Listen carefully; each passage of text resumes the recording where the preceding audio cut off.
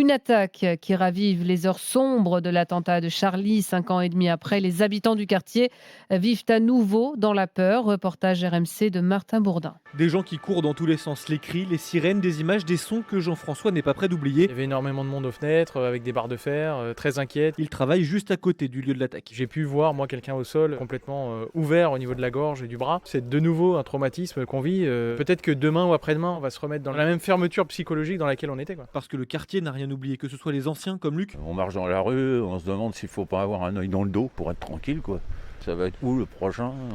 On se pose des questions à force. Ou les plus jeunes comme Mina. Il y a eu le Bataclan sur le boulevard, il y a eu Charlie Hebdo. Et là, on a un peu l'impression de revivre la même chose.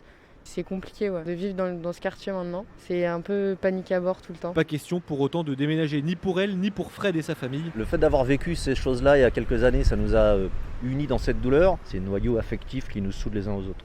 On se retrouve dans les petits cafés et puis on se serre les coudes. Continue à vivre donc, malgré les cicatrices, une volonté partagée par de nombreux riverains dès hier.